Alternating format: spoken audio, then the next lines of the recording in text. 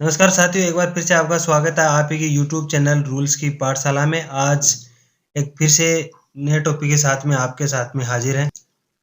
8वें वेतन आयोग में आपकी नई बेसिक क्या होगी? पुरानी बेसिक से नई बेसिक का कैसे पता करें? क्या आप जानते हैं कि 8वें वेतन आयोग के बाद आपकी सैलरी में कितना बदलाव आ सकता है?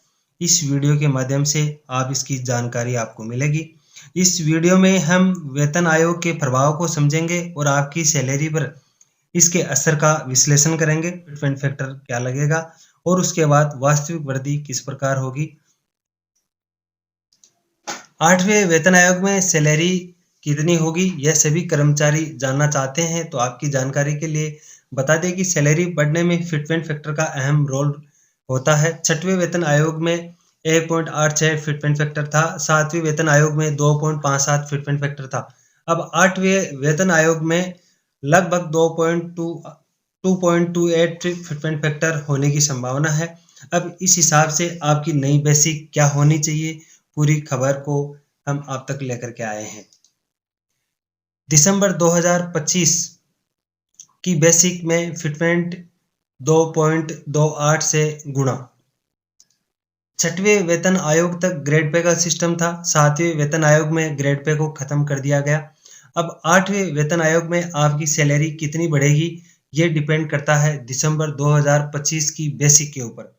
दिसंबर 2025 की बेसिक में फिटमेंट फैक्टर 2.28 से जब गुणा करते हैं, जो आपकी दिसंबर 2025 की बेसिक रहेगी, उस बेसिक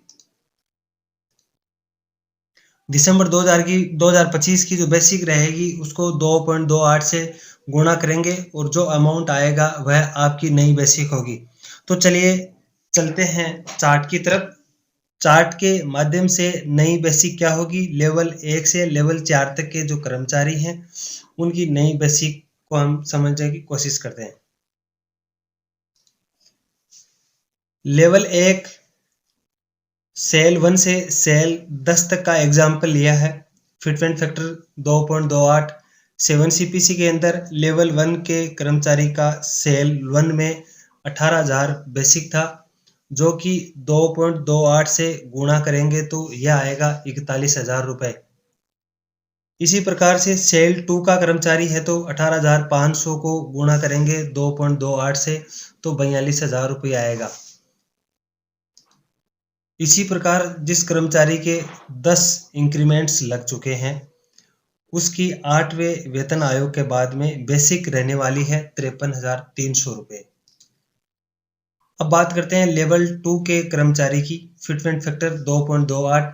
लेवल 2 में सेल 1 का कर्मचारी है, उसकी 7 सीपीसी में बेसिक है 19,900, जिसको 2.28 से गुणा करते हैं तो 8 सीपीसी के अंदर उसका बेसिक निकल करके आएगा 45,400 रुपये। इसी प्रकार जिसके 10 इंक्रीमेंट लग गए हैं, 10 इंक्रीमेंट का मतलब है सेल 10 के अंदर 7 सीपीसी की बेसिक सैलरी रहने वाली थी 26,000, जो कि एट प्रेजेंट में है, जो 8 सीपीसी के बाद में हो जाएगी 59,300 रुपये। इसी प्रकार देखते हैं लेवल 3 के कर्मचारी का सेल 1।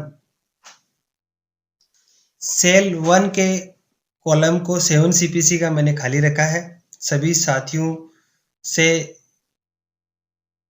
गुजारिश है कि वो कमेंट्स के माध्यम से जरूर बताएं लेवल 3 में सेल 1 के कर्मचारी का 7 सीपीसी के अंदर बेसिक क्या है, कितने अमाउंट को 2.28 से गुणा करेंगे ताकि उसका 8 सीपीसी के अंदर निकल करके आएगा 49,500 रुपए।